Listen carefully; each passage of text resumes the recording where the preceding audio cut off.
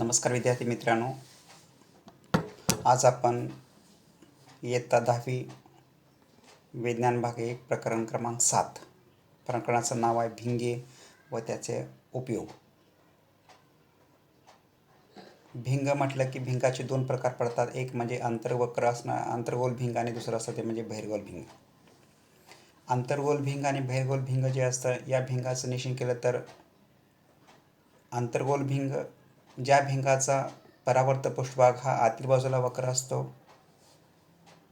त्याला आपण अंतर्गोल भिंग असे म्हणतो, आणि ज्याचा परावर्त पृष्ठभाग हा बाहेर बाजूला वक्र असतो त्याला आपण बहिर्गोल भिंग असे म्हणतो.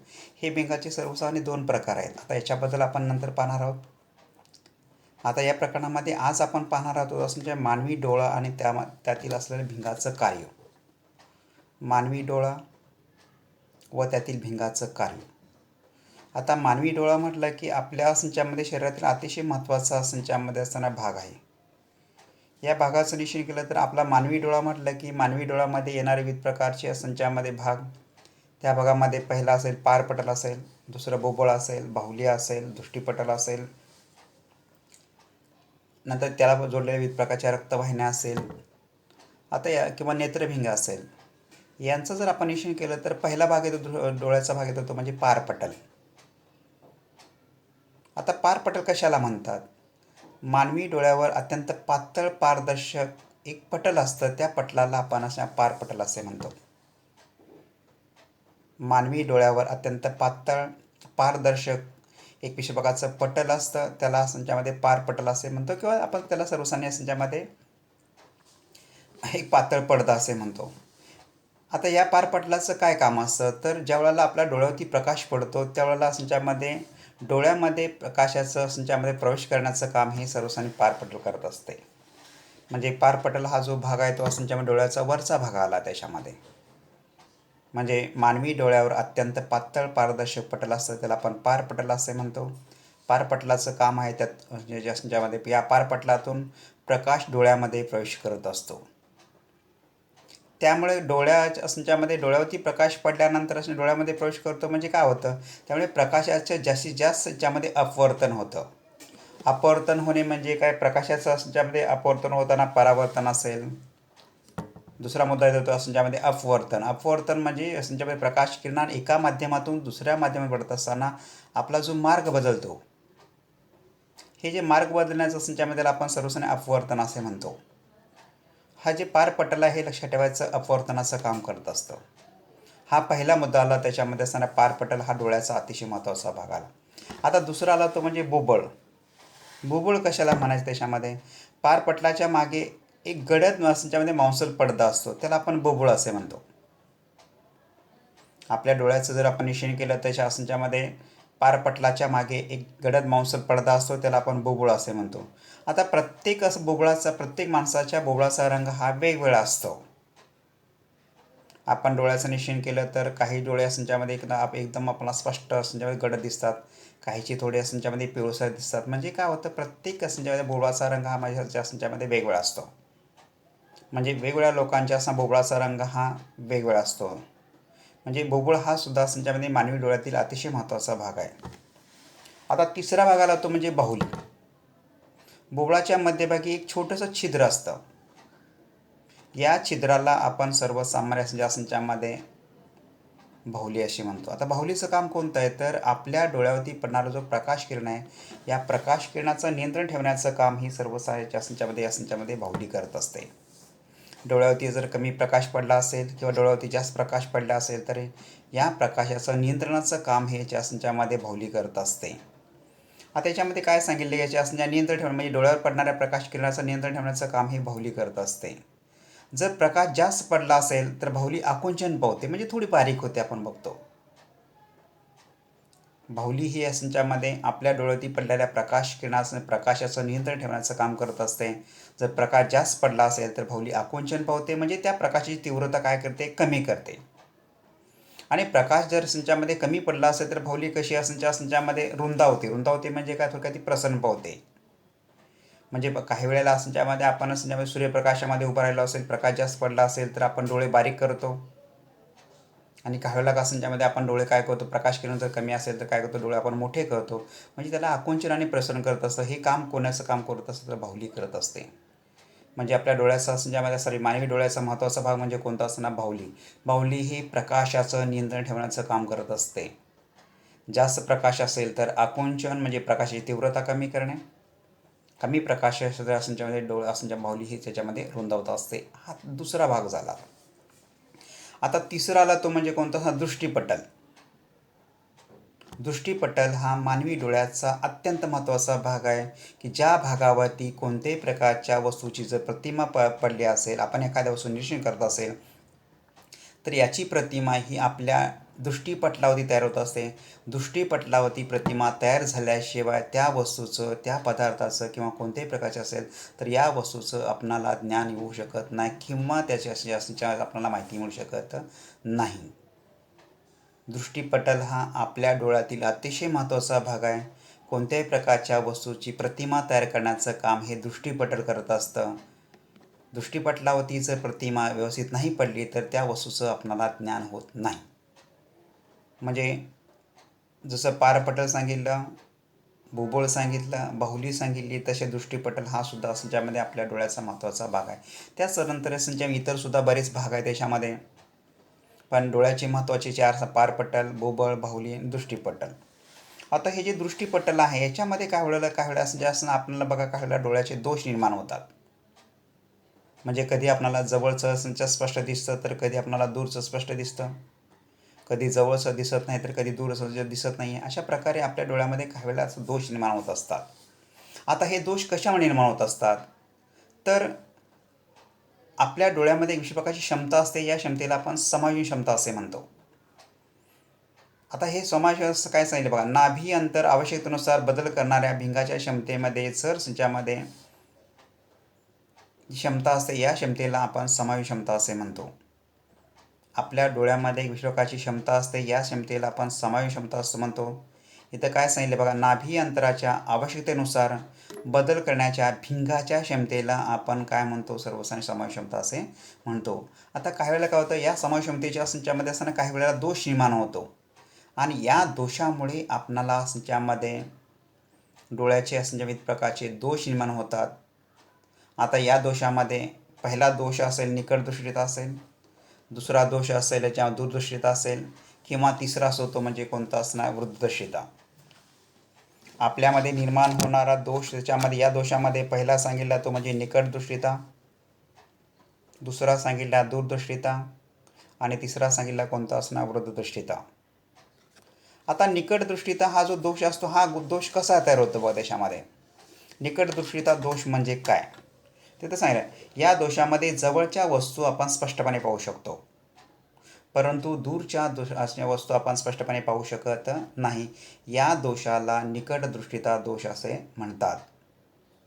निकट दृष्टीचा दोष म्हणजे काय की ज्या दोषामध्ये आपण जवळच्या वस्तू स्पष्ट पाहू शकतो परंतु दूरच्या वस्तू आपण स्पष्टपणे पाहू शकत नाही, या दोषाला निकट दृष्टीचा दोष असे म्हणतात.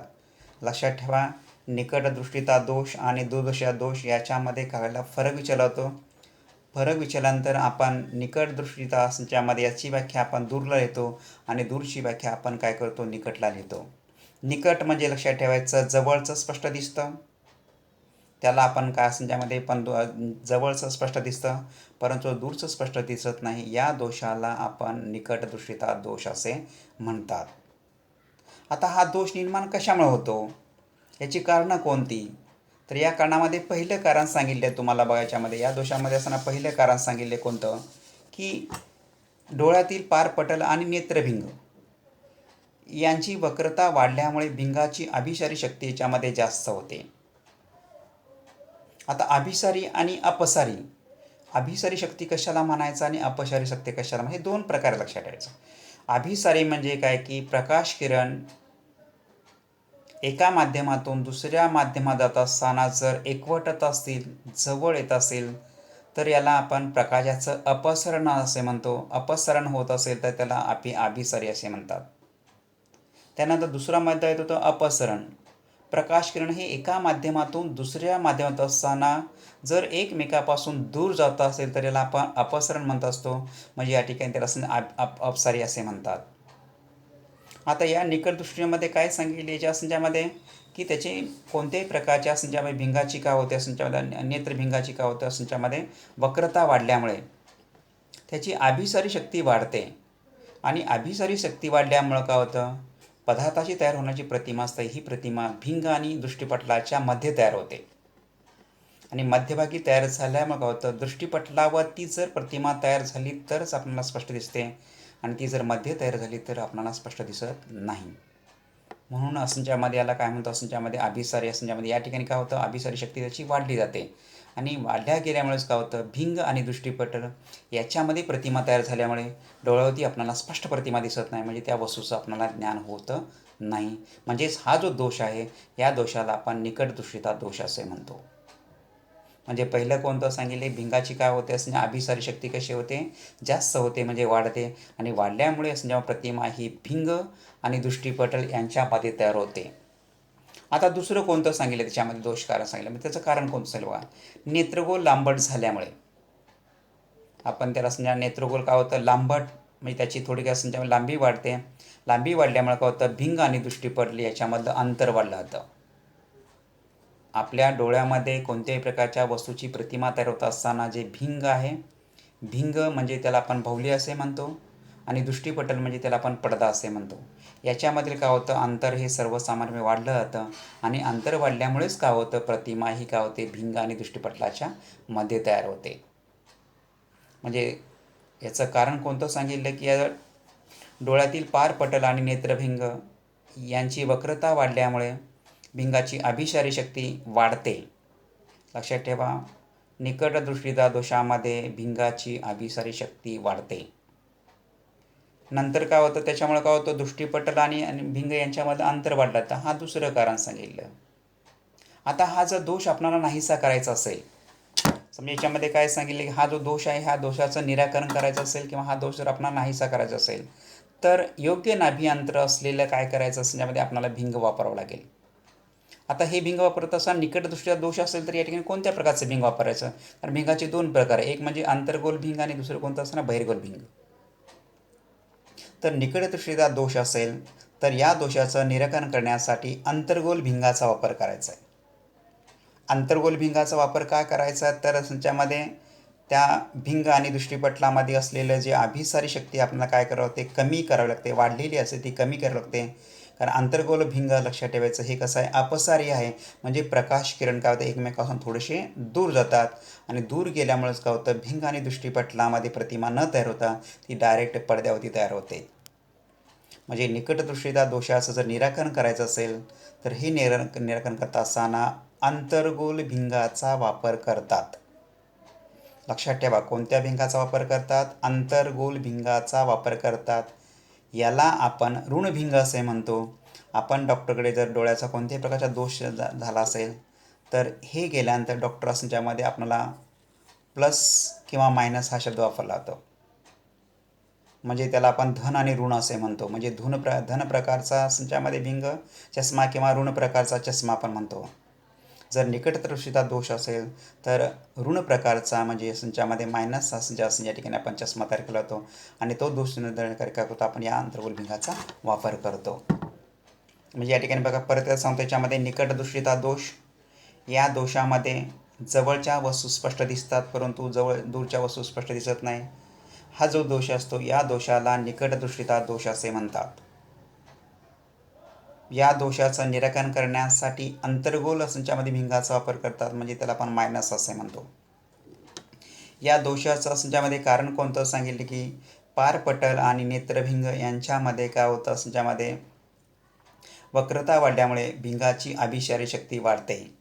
निकटदृष्टीता दोषामध्ये भिंगाची अभिसारी शक्ती वाढते, आणि ही अभिसारी शक्ती कमी करण्यासाठीच आपण काय होतो, संचामध्ये अंतर्गोल भिंगाचा वापर करत असतो. हा झाला पहिला दोष. म्हणजे काय सांगितले तुम्हाला, संचामध्ये निकटदृष्टीता दोष. निकटदृष्टीच्या दोषामध्ये असणाऱ्या जवळच्या वस्तू स्पष्ट दिसतात परंतु दूरच्या वस्तू आपल्याला स्पष्ट दिसत नाहीत. आता दुसरा दोष आला, तो कोणता, संचामध्ये या ठिकाणी दूरदृष्टीता. आता निकटच्या विरुद्ध आहे हा दोष. दूरदृष्टीता म्हणजे काय की ज्या दोषामध्ये दूरच्या वस्तू स्पष्ट दिसतात परंतु जवळच्या वस्तू स्पष्ट दिसत नाही, या दोषाला दूरदर्शिता दोष असे म्हणतात.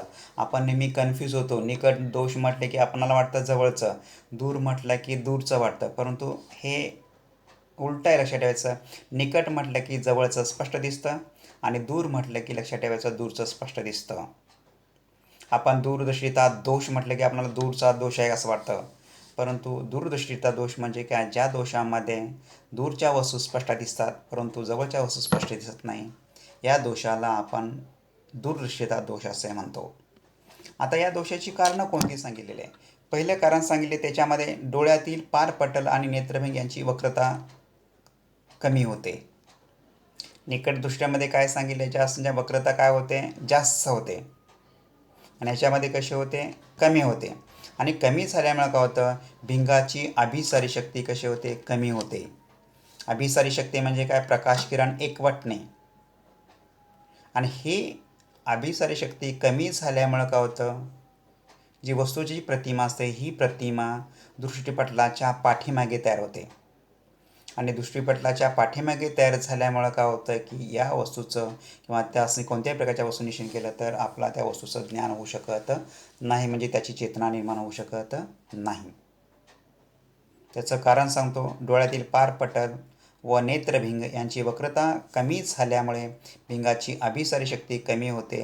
निकटमध्ये लक्षात ठेवायचं अभिसारी शक्ती वाढते, याच्यामध्ये अभिसारी शक्ती कमी होते. ही फरकामध्ये आपण सांगू शकतो. निकट दृष्टीच्या दोषामध्ये भिंगाची अभिसारी शक्ती जास्त असते तर याच्यामध्ये कशी असते, कमी असते. आता दुसरं कारण सांगितले, नेत्रगोल असण्या उभट झाल्यामुळे.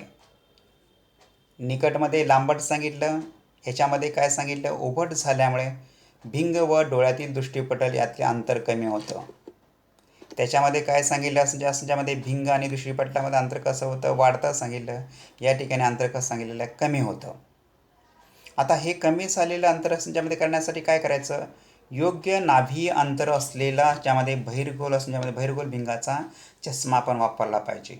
या चष्म्याला आपण धन चष्मा असे म्हणतो, म्हणजे त्याला प्लस म्हणतो. त्याच्यामध्ये दूरदृष्टिता दोषाचं निराकरण करण्यासाठी किंवा हा दोष नाहीसा करण्यासाठी योग्य नाभी अंतर असलेला ज्यामध्ये बहिर्गोल भिंगाचा चष्मा आपण वापरला असता या दोषाचं आपणाला निराकरण करता येतं.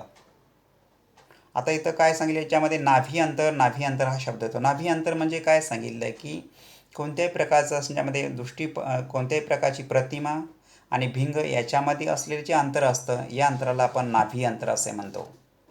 आता तो मुद्दा आपण नंतर भिंगाच्या भागामध्ये पाहणार आहोत, नाभी अंतर कशाला म्हणतात त्याच्यामध्ये. म्हणजे योग्य नाभी अंतर असलेलं असं ज्यामध्ये बहिर्गोल ज्यामध्ये जर आपण बहिर्गोल भिंगाचा जर आपण चष्मा वापरला तर या दोषाचं आपणाला निराकरण करता येतं. आणि निकटमध्ये काय सांगितलं, अंतर्वक्र ज्यामध्ये आंतरगोल आरशाचा आपण वापर करायचा आहे, आंतरगोल भिंगाचा वापर करायचा आहे, इथं बहिर्गोल भिंगाचा वापर करायचा. आता हे झाले दोष, म्हणजे पहिला सांगितला निकट आणि दुसरा कोणता सांगितला, दूर. हे जे दोन दोष आहेत, याच्यापेक्षा आणखीन एक ज्यामध्ये तिसरा दोष येतो म्हणजे वृद्धदृष्टिता. वृद्धदृष्टिता म्हणजे काय असणार, याच्यामध्ये आपलं वय झाल्यानंतर आपल्या डोळ्याची सर्वसामान्य जी नैसर्गिक समयक्षमता असते ही समयक्षमता कशी होते, याच्यामध्ये कमी कमी होत जाते. आणि कमी कमी झाल्यामुळेच काय होतं, हा दोष हा सर्वसामान्यपणे सगळ्यामध्ये असं या दोषाचा ज्यामध्ये असं हा दोष निर्माण होत असतो. आता आपण काय होतं, प्रकाश जादा पडला, प्रकाश कमी पडला की काय करतो आपण, असं बाहुली आकुंचन पावते, बाहुली याच्यामध्ये प्रसरण पावते किंवा उभट होते, पसरते, हे आपण हे सांगितले. त्याच्यामध्ये ही डोळ्याची कशी याच्यामध्ये एक विशिष्ट प्रकारची क्षमता आहे. ही क्षमता ज्यामध्ये काही वेळेला काय होतं, आपलं वय झालं की याच्यामध्ये नाहीसे होते. म्हणजे सर्वसामान्य मानवामध्ये 40 वर्षे पूर्ण झाले की त्याच्यामध्ये काय होतं, या दोषाचा ज्यामध्ये असणारा हा दोष हा निर्माण होत असतो. म्हणजे त्याला आपण वृद्धदृष्टीचा दोष असे म्हणतो. इथं सांगितले, वाढत्या वयानुसार डोळ्यातील समयक्षमता ज्यामध्ये कमी होते आणि कमी झाल्यामुळे वृद्धदृष्टीचा दोष हा ज्यामध्ये या दोषाचा दोष होऊ शकतो. म्हणजेच डोळ्याजवळची भिंगाचे नाभी अंतर बदलण्याची क्षमता ज्यामध्ये गमावतात. म्हणजे आकुंचन पावणे किंवा ज्यामध्ये प्रसरण पावणे, डोळ्याची बाहुली जी आकुंचन पावते, प्रसरण पावते, ही जी क्षमता असते ही कशी होते, असण्यामध्ये कमी होते. म्हणजे डोळ्यामध्ये असलेले जे स्नायू असतात हे स्नायू आकुंचन आणि प्रसरण पावत असतात, पण वय झाल्यानंतर हे स्नायू याच्यामध्ये आपलं नाभी अंतर बदलण्याची क्षमता कशाची असण्यामध्ये गमावतात आणि गमावले गेल्यामुळे या दोषाची हा दोष हा निर्माण होत असतो. आता हा दोष त्याच्यामध्ये काय सांगितले, वयस्कर माणसाच्या निकटबिंदू डोळ्यामधील मागे सरकतो, त्यामुळे त्याला चष्म्याशिवाय दिसू शकत नाही. म्हणजे चष्मा वापरल्याशिवाय या दोषाचं निराकरण करता येत नाही. आता काही वेळेला कसं होतं, काही व्यक्तीमध्ये दोन्ही प्रकारचे दोष असतात. म्हणजे काहीमध्ये निकटपण दृष्टीचा दोष असतो आणि काही वेळेला दूरदृष्टीचा सुद्धा दोष असतो. मग आता अशा व्यक्तीने काय करायचं?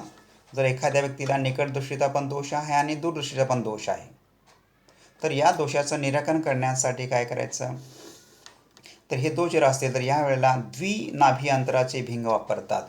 म्हणजे त्या ठिकाणी अंतर्गोल भिंग पण वापरतात आणि बहिर्गोल भिंगसुद्धा वापरतात. अंतर्गोल भिंग आणि बहिर्गोल भिंग म्हणजे काय असंच्यामध्ये या ठिकाणी दोन्ही भिंगाची असंच्यामध्ये आपल्या चष्मामध्ये प्रकारची रचना केली जाते. रचना केल्यामुळं काय होतं, आपणाला असंच्यामध्ये काय कसं त्यामध्ये दोन्ही दोष म्हणजे या दोन्ही दोषाचं निराकरण होऊ शकतं.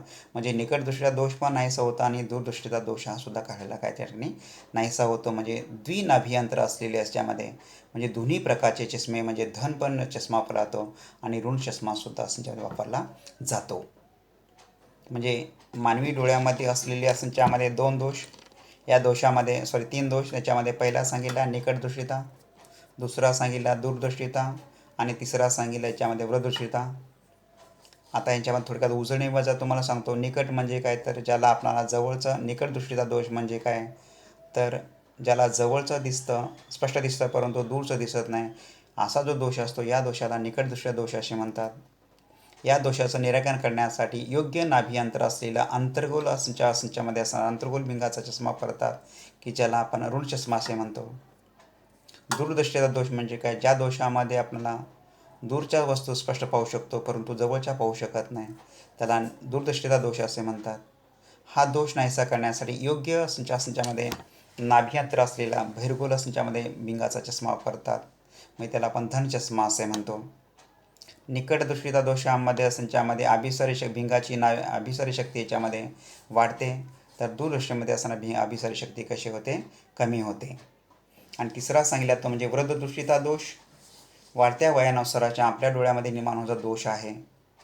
या दोषाच्या कशामुळे होत असतो, की आपल्या भिंगाचा ज्यामध्ये जे आकुंचन प्रसन्न पावण्याची किंवा डोळ्याची समावेश क्षमता असते ही कशी होते, कमी होते. आणि कमी झाल्यामुळे काय होतं, आपले डोळ्याचे स्नायू याच्यामध्ये आकुंचन प्रसरण पाहू शकत नाहीत.